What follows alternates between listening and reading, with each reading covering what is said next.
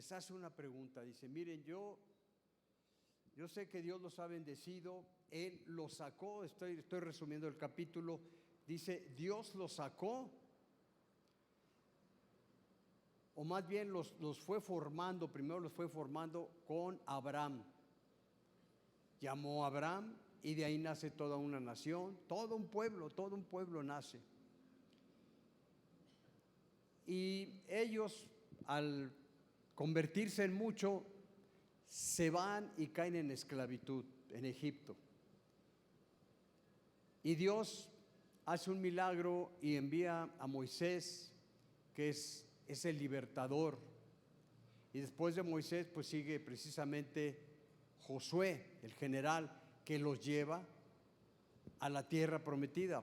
Pero está ligando él la historia que comienza con Abraham, que se forma el pueblo, crece el pueblo cae en esclavitud, pero después es la promesa que le había dado a Abraham, que iban a entrar a la tierra de promisión, pues se estaba apenas cumpliendo.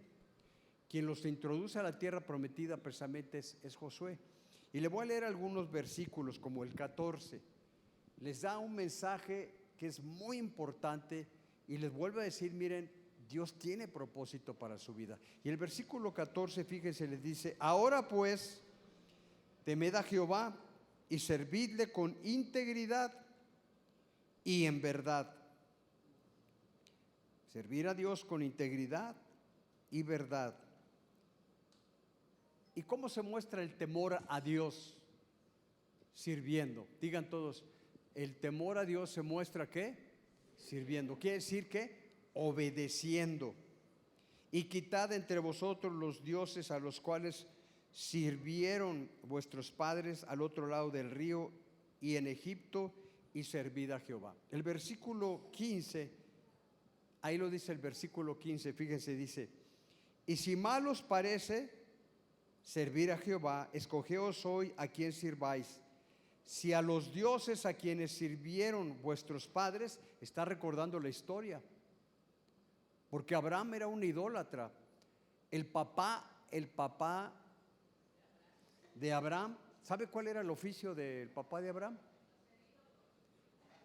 Vendía monitos, ídolos.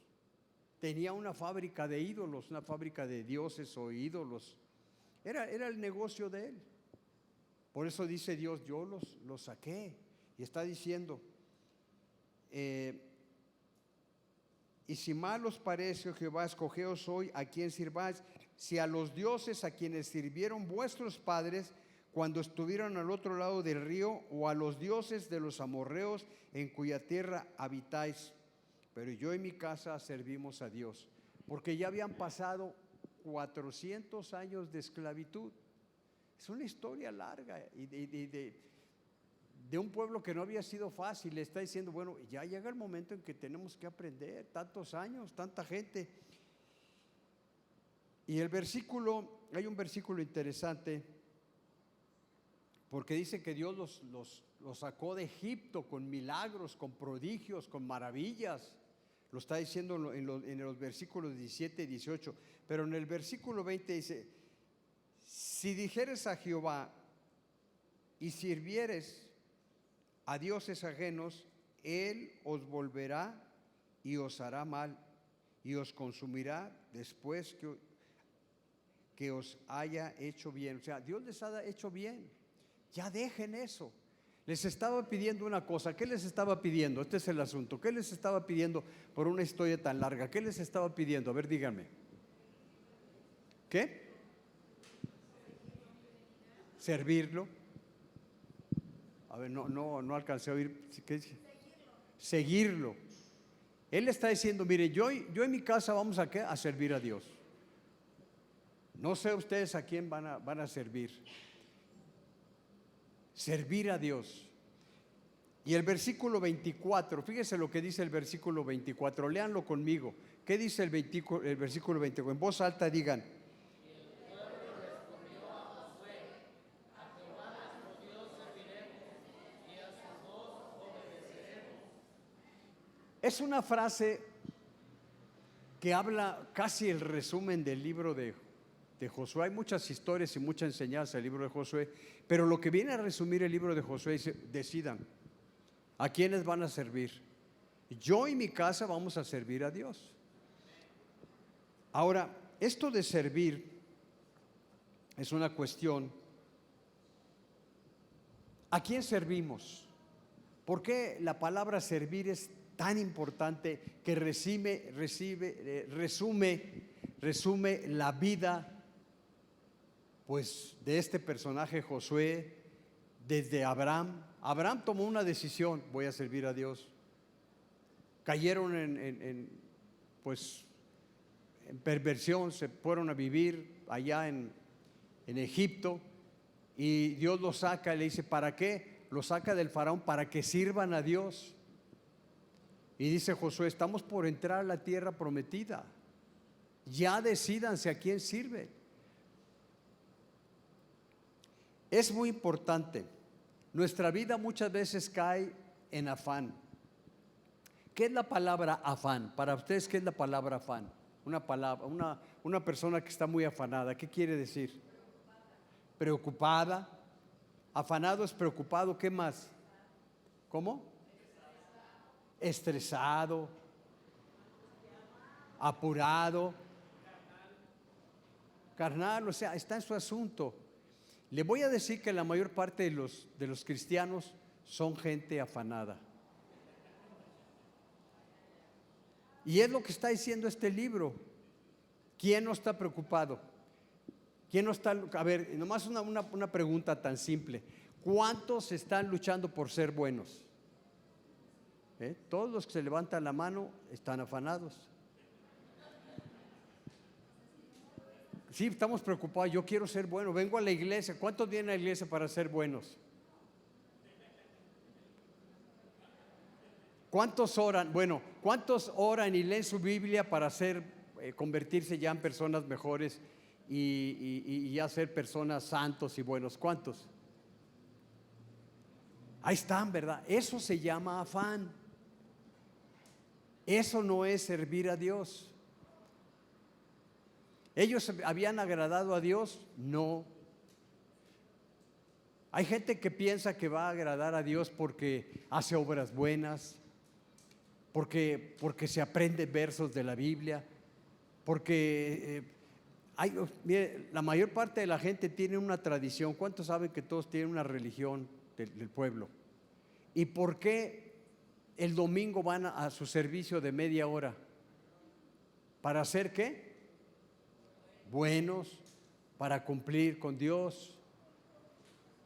Y aquí lo que los está confrontando Josué, les dice: miren, ya no estén afanados. Ese es el afán humano. El afán humano, todo esfuerzo que tú hagas por ser bueno, por agradar a Dios, es afán. Yo le pregunto: ¿habrá uno que agrade a Dios? ¿Ustedes han logrado el agradar a Dios, el quedar bien con Dios? Ya le voy a servir, como cuando se termina un año, ¿verdad? Ya se terminó el año y dicen: bueno, este año, ¿cuántos hacen promesas al principio del año? Ya voy a bajar de peso, voy a pagar mis deudas, ya no voy a leer tanto, voy a ver tanto el internet, voy a dejar el alcohol, voy a dejar, y estamos afanados. Así era el pueblo, porque no entendían qué es servir a Dios. Lo que yo estoy enseñándoles ahora, qué es servir a Dios.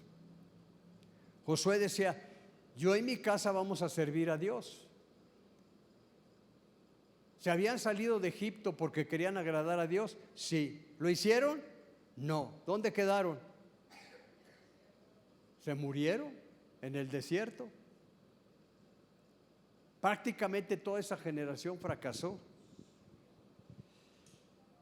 Mire, luchar para creer no es fe.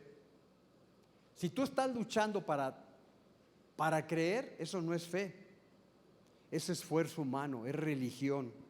La fe es un descanso total en Dios. Una persona que descansa en Dios tiene paz, reposo, tiene gratitud, no queja, no está afanado. De esto trata lo que estamos aprendiendo hoy. La fe es un acto de abnegación, no de afán. Quiere decir, la fe tiene que ver con rendirnos totalmente a Dios, a su Espíritu Santo. Cuando una persona quiere agradar a Dios, la manera en que lo agrada es cuando se rinde y dice: Señor, me rindo. Me rindo ya sé que no voy a cambiar.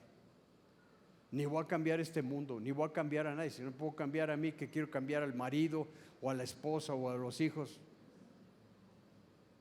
La persona que está haciendo, está jugando ¿a qué? A ser Dios. Ese es jugar a ser Dios. Y el pueblo había estado jugando a ser ¿qué? Dios. ¿Cuántos de ustedes están jugando a ser Dios? Ya voy a resolver los problemas. Ya voy a dejar mis vicios, voy a dejar de chismear, voy a dejar de decir malas palabras. Ya voy a ser buen esposo, ya voy a ser buena esposa. Eso que está diciendo, ¿cómo se le llama? Mentira, porque no lo va a hacer. Es un afán, sí, queremos. Mire, no es cierto, el que es alcohólico, el que es drogadicto dice ya, o el que golpea a su mujer le dice ya no, perdóname mi amor, no te vuelvo a poner una tranquiza, ya no voy a tomar vino, ya me voy a portar bien. Y pasan unos meses, ¿y qué hace? El que dice que no va a robar, ahí está otra vez. Esta es la historia que está diciendo él. Por eso estoy diciendo, la fe no es la fuerza humana, el esfuerzo humano. Si tú estás luchando por creer, tú estás luchando por creer. Y luchar por creer no funciona. Por eso, la verdadera fe es descansar en su amor, en su sabiduría, en sus promesas. La fe es un lugar de servicio, pero vamos a ver cómo se puede servir. Por eso es un lugar de reposo. Por eso dice que cuando oramos, ¿qué hemos de pedir como conviene? Pues no sabemos, pero el Espíritu intercede por nosotros con gemidos indecibles. No es nuestra mente, no es mi capacidad, no es mi preparación, no es mi experiencia, no son mis razonamientos, no es mi sabiduría, no es mi inteligencia. En pocas palabras, no es el poder humano. En otras palabras, no es la religión tradicional. Eso es obra del hombre. Todo lo que proviene de mi fuerza humana no es fe. Fíjense lo que dice Hebreos 8:5. Hebreos 8:5. Hebreos 8:5. Dice, los cuales sirven a lo que es figura y sombra de las cosas celestiales. ¿A qué servían? A una sombra. ¿Por qué? Porque el tabernáculo se convirtió en una sombra, en una figura. Como les advirtió Moisés cuando iba a erigir el tabernáculo. Está hablando del tabernáculo. Diciendo, mira, haz todas las cosas conforme al modelo que se te ha mostrado en el monte. Mire, cuando ellos desobedecieron a Dios, cayó sobre ellos enfermedad y se estaban muriendo. Entonces, para que no se siguieran muriendo, para que la gente no se siguiera muriendo, fíjese lo que sucede. Le dice Moisés a Dios, ¿qué hago para que la gente no se siga muriendo?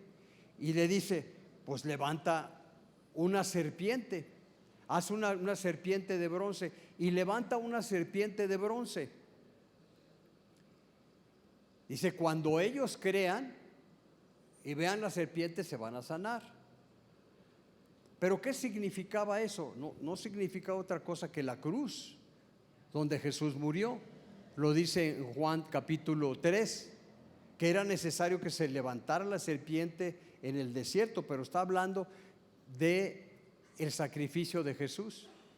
Y esa gente, esa serpiente que levantaron en el desierto, ¿qué terminó haciendo la gente? Adorándola, hasta que llegó un profeta y les quitó su religión, su serpiente. ¿Cuál ha sido tu religión? ¿Cuál ha sido tu servicio a Dios? ¿Lo estás haciendo en la carne o lo estás haciendo en el espíritu? Lo que es de la carne aquí va a quedar, lo que es del espíritu es algo eterno. Amén. Y eso es a lo que hace referencia ese versículo. La religión, el esfuerzo humano, para nada sirve. Y la fe que implica un esfuerzo tuyo ya no es fe. Porque estás confiando en lo que tú puedes, no en Dios. La relación y comunión, estamos hablando de servir. Andar en amor es servir a Dios. ¿Qué es servir a Dios? ¿Andar qué? A ver, digan todo. ¿Es andar qué? En amor, en amor. Vamos a ver un versículo, vamos a ver varios versículos sobre esto que estoy tratando. Mateo 18, 1 al versículo 4. Fíjense lo que dice. En aquel tiempo los discípulos vinieron a Jesús diciendo: ¿quién es el mayor en el reino de los cielos? Ya habían conocido a Jesús y andaban con Jesús y estaban preocupados. ¿Por qué cosa estaban preocupados? ¿Por quién era el más importante? ¿Quién era el mejor, el más santo? ¿Quién era el jefe ahí entre ellos? Y luego dice: y llamando Jesús a un niño, puso en medio de ellos y dijo: de cierto os digo que si no os volvéis y os hacéis como niños, no entraréis en el reino de los cielos. No era porque eran adultos y con experiencia y sabían, no. Le está diciendo, si no son como niños, no van a entrar. El versículo que sigue, fíjense lo que les está explicando. Y aquí es donde dice: así que cualquiera que se humille como este niño es el mayor en el reino de los cielos. Dice: ¿cuál es el mayor en el reino de los cielos? Aquel que sirve, aquel que se hace como un niño.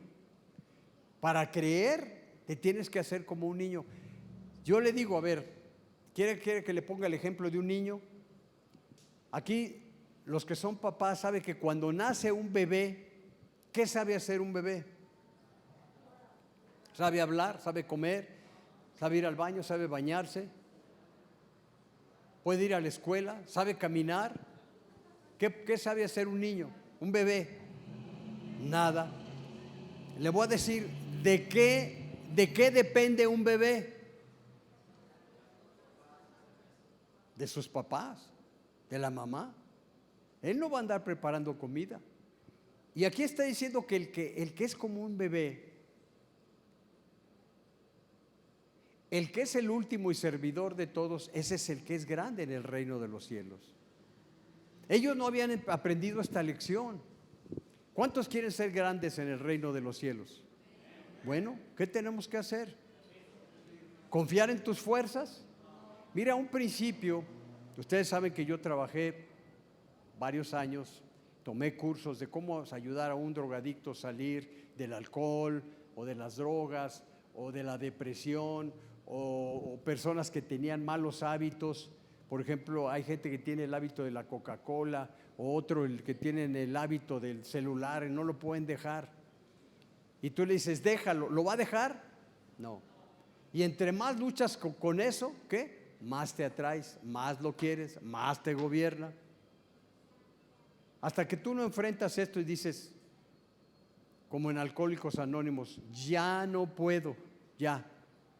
¿Qué dice? Me rindo. Ahí empieza su restauración, cuando dice, ok, reconozco que estoy mal y reconozco que necesito que me ayuden. Soy un mal esposo, soy una mala esposa, soy un mal hijo, lo reconozco. Ahí empieza. Ya no niego que mi mal, ya no estoy luchando, no, reconozco.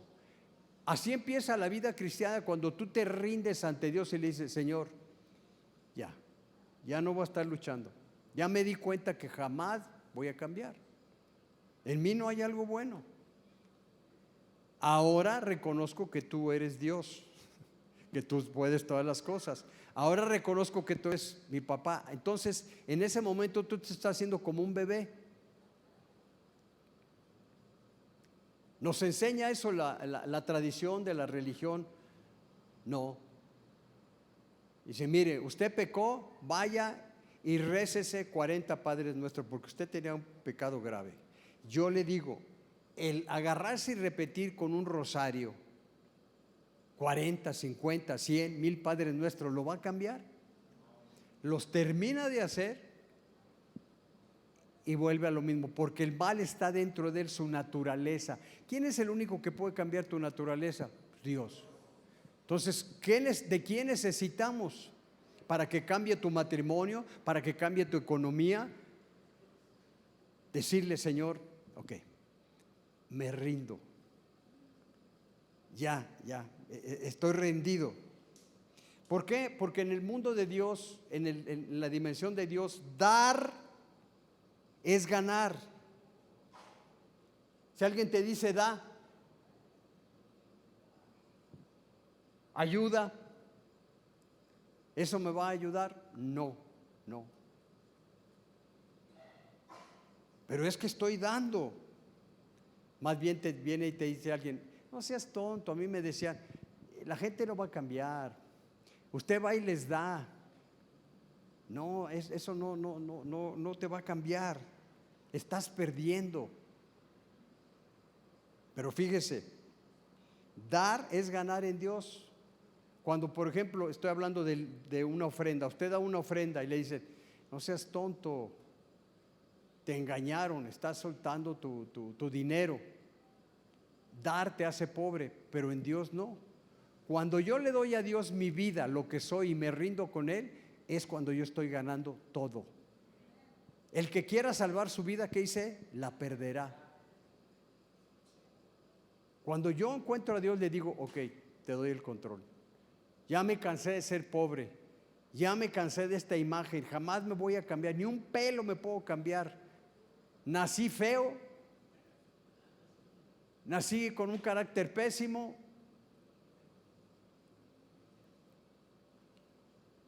Pero fíjese lo contrario con Dios. Cuando tú das en Dios, te haces rico. En Dios, no tú, Dios a través de ti. Y ese es algo diferente. Cuando tú permites que Dios viva en ti y Él ora, la oración es diferente. Hay una diferencia entre ser usado y ser aprobado por Dios, porque dice, yo por ejemplo, yo creía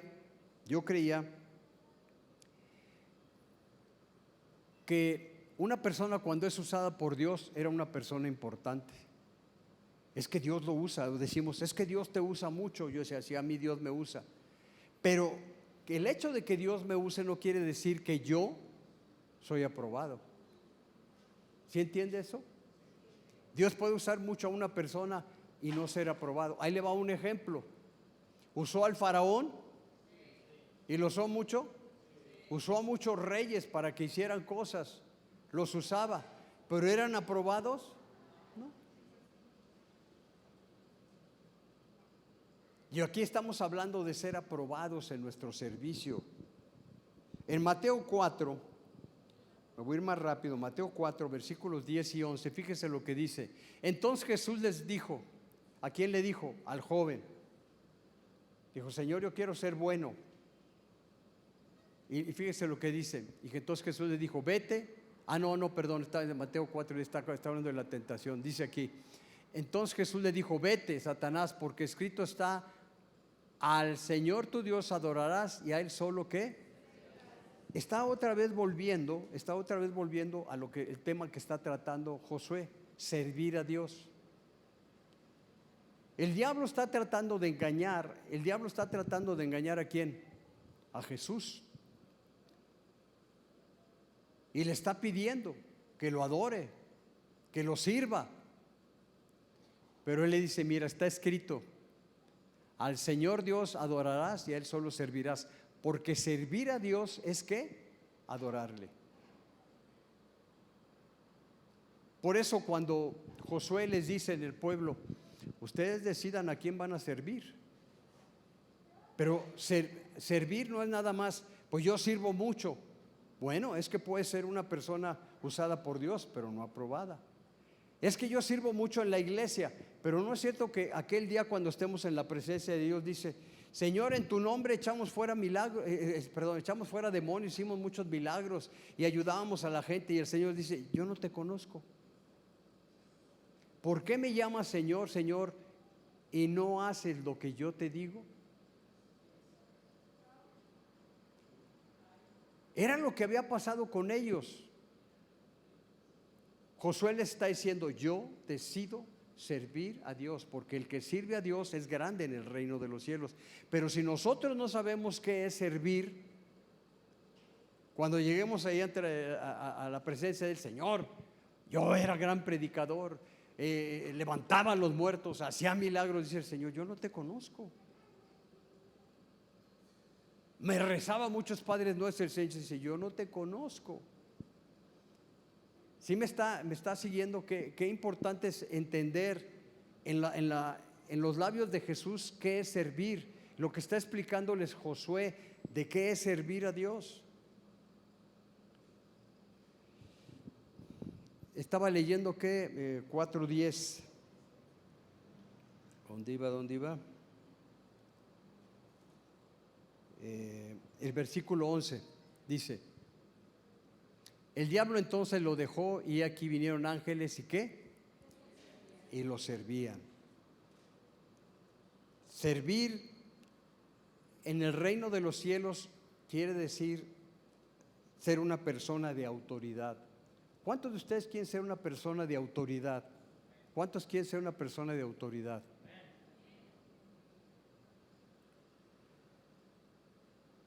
¿Y qué es el que tiene autoridad? El que sirve.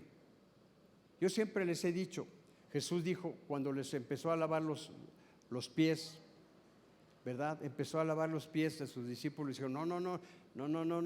Él le dijo: en el reino de los cielos, el que sirve, ¿qué?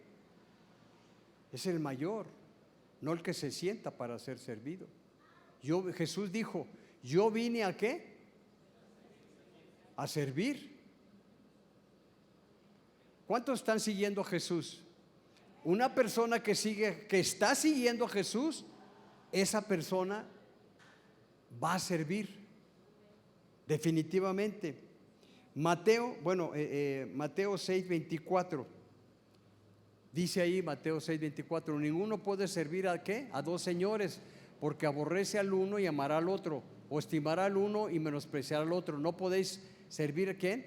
A Dios y las riquezas, que sigue el tema que estamos viendo en Josué. No se pueden las dos cosas. Van a decidir a quién van a servir: o a Dios o a las riquezas. Mateo 20:28, fíjese lo que dice Mateo 20:28: como el Hijo del Hombre no vino para ser servido, sino ¿qué? Sino para servir y dar su vida en rescate por mucho. No podemos servir a dos señores. Lucas 6:13 lo dice claramente. Lucas 6:13 dice: y cuando era de día, llamó a sus discípulos y escogió a 12 de ellos, a los cuales también llamó apóstoles. O sea, los envió ¿a qué? A servir. Jesús está entre los que sirven. Y en Juan 12:26 dice que el que sirve a Dios, Jesús lo va a honrar. Romanos 7, el versículo dice: porque mientras estábamos en la carne, las pasiones pecaminosas que eran por la ley obraban en nuestros miembros, llevando fruto para muerte. Otra vez está hablando aquí: servir en mis fuerzas produce muerte, servir en el Espíritu produce ¿qué? Vida.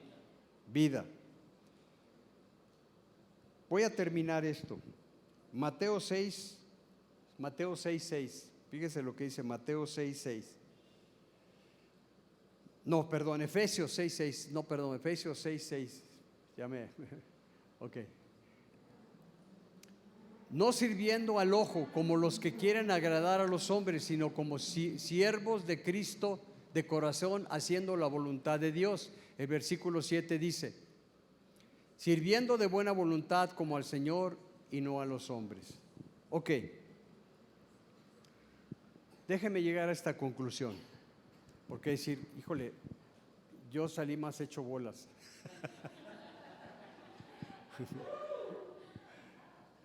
Déjeme aterrizar esto del servicio. Cuando yo estaba leyendo el libro de Josué, el último capítulo, cuando él ya está por morir, les dice: decidan ustedes a quién van a servir. Hay gente que sirve a la religión, sirve a las riquezas, sirve a la fama, sirve al dinero, pero él dice: yo decidí servir ¿a quién? A Dios. El que no sirve, no sirve. El que está con Dios y Dios vive en él, va a ser una persona que ¿qué? Que sirve, porque Jesús dijo: yo vine a servir. Una señal de que Dios vive en mí es que yo sirvo.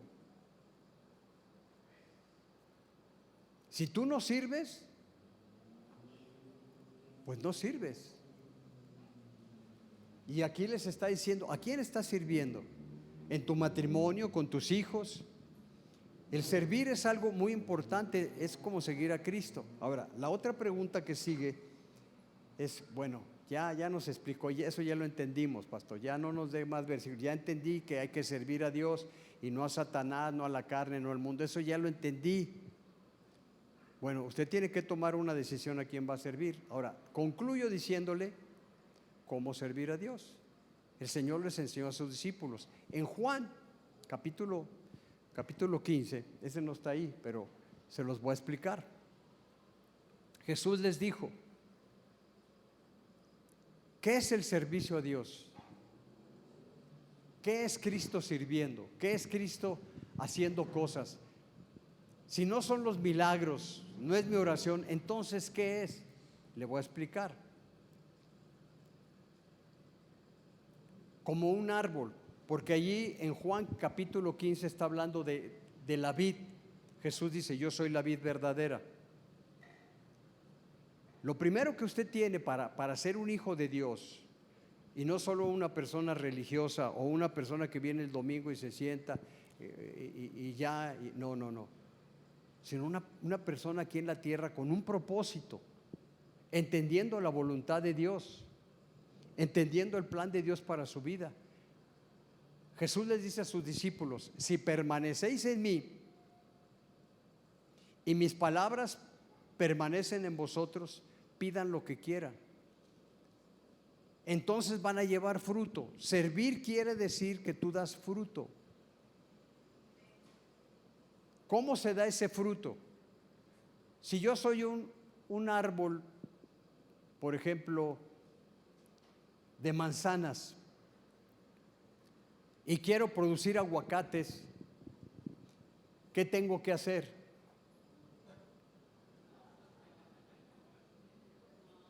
¿Qué tendría que hacer? Si soy un manzano y quiero dar aguacates, ¿qué tengo que hacer?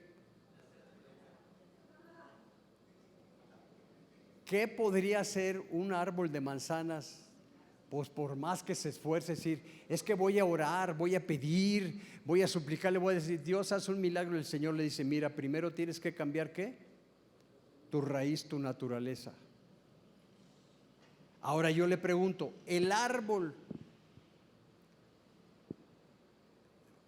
de aguacate necesita esforzarse mucho para dar aguacates? No. ¿Solitos qué? Si está sano, está en buena tierra y regadito, ¿qué produce? Esa es la vida cristiana, ese es el fruto del servicio. Cuando tú estás lleno de Dios, porque el cristianismo no eres tú, es Dios en ti. Tú estás agarrado de Él. ¿Cómo estoy en Él? Pues si permaneces en Él y su palabra permanece en ti, tú vas a llevar mucho fruto. Y ese fruto quiere decir servicio, y vas a ser grande en el reino de los cielos. No habrá límite. Si tú oyes a Dios y te dice, ve y levanta aquel muerto, ¿tú lo puedes levantar? No. Si Él te dice, ve y háblale el evangelio a aquel, háblale el evangelio a tu hijo, va a pasar algo. La palabra de Dios no va a volver vacía. No es porque tú estás allí luchando, no. Es porque el hijo ve en ti, ¿a quién? A Jesús.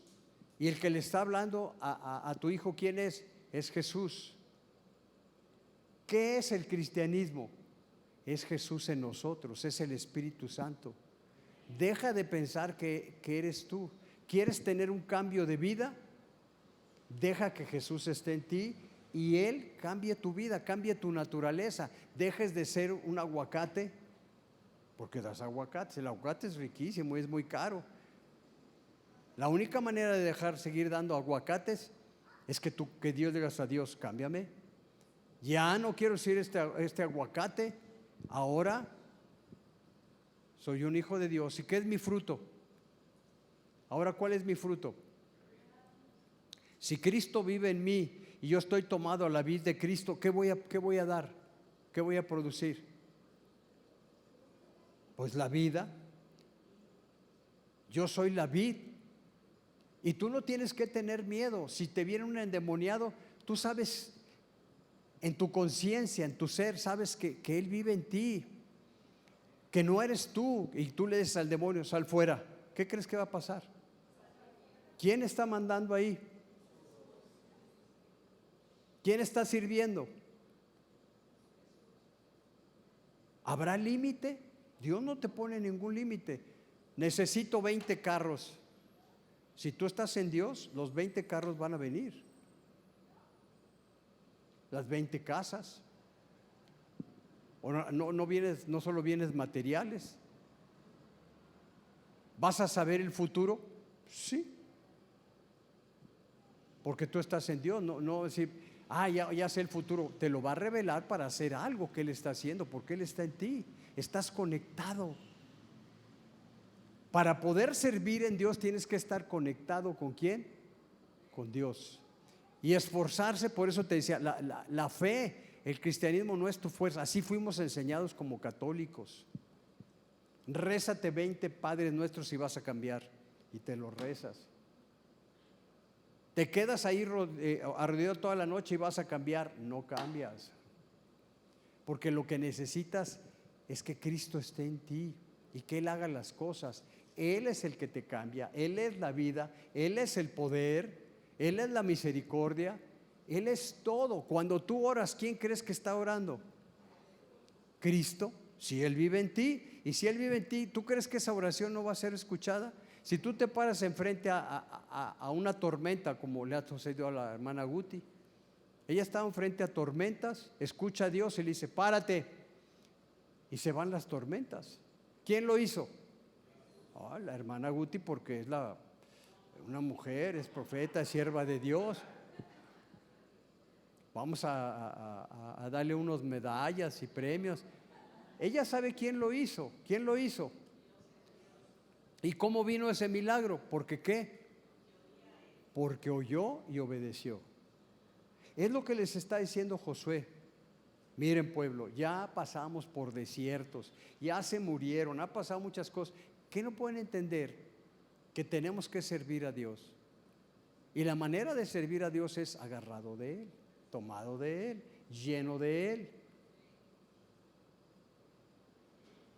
No podemos producir nada de Dios si Dios no está en nosotros. Ahora, termino porque si no les doy la llave, se les va a hacer bien pesado decir, me están pidiendo que muera. Pues claro. Y es que no puedo, es muy difícil. No, mire, no lo mire desde esa perspectiva. Es que si no le doy esta llave, esta herramienta, usted no va a poder hacerlo. Ahí le va la herramienta. Dios es ¿qué? A ver, alguien lo dijo aquí. Dios es ¿qué? Amor. Estar con Dios es a todo dar, porque Dios es ¿qué? Y usted está con Él, ¿por qué? Porque lo ama. ¿Cuál es el primer mandamiento? ¿Y el segundo? ¿Puede hacerlo? No, pero si Dios está en usted, porque Dios es amor, la vida se vuelve chévere, la vida se vuelve felicidad. Estoy diciendo el secreto para que usted sea rico, para que usted sea próspero, para que usted sea feliz. Una persona que dice, yo amo a Dios y no me cuesta trabajo, yo no tengo una religión, me enamoré de Jesús.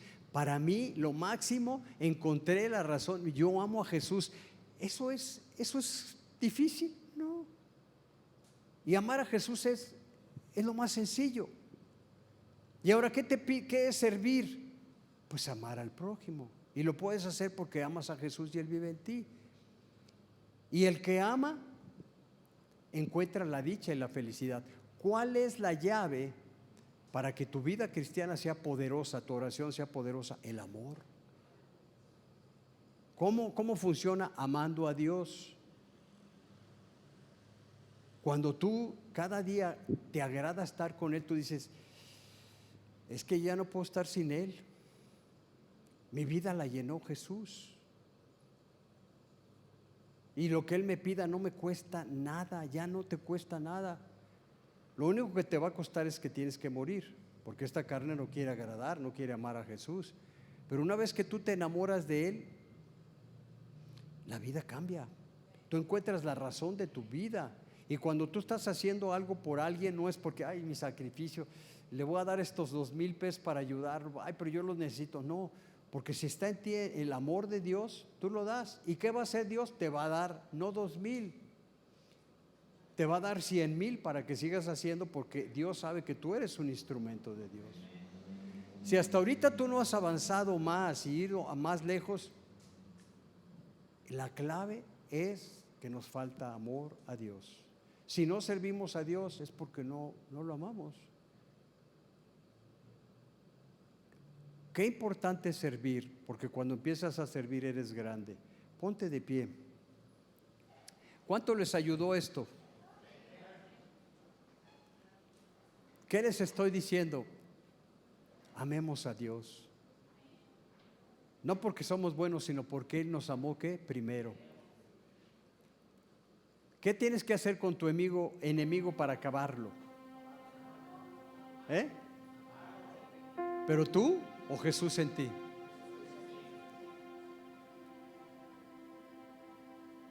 ¿Cuántos están entendiendo qué tenemos que hacer y qué es realmente el fluir del Espíritu de Dios en nosotros? Examine su vida en esta semana. ¿Qué está haciendo?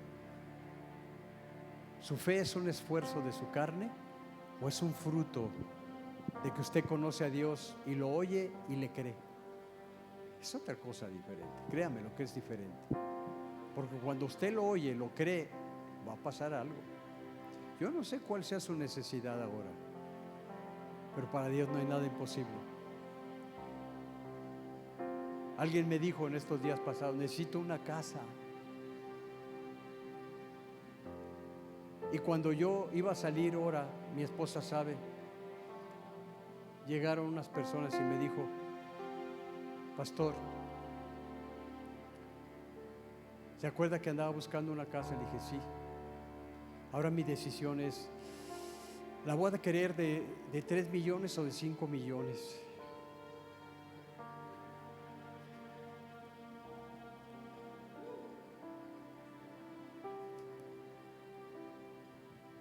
No porque Dios sea solo materia o casas o propiedades, pero la persona que se quedó, le robaron su casa, le quitaron su propiedad, le quitaron todos sus muebles, todo perdió. Ni siquiera las camas de sus hijos, nada, todo, más las cacerolas le quitaron con la casa, perdió todo. Perdonó a su enemigo y empezó a creer a Dios. y dijo, ya tengo la casa. Dios me dio una casa. Esa persona ahorita tiene como, no sé, 3, 4 casas. Pero quería una cerca. Quiero mi casa. ¿Cuántos creen que Dios les ama? ¿Habrá algo imposible para Él? Decir, es la manera de tener una casa. ¿Para qué de antes quieres la casa si tienes a Dios?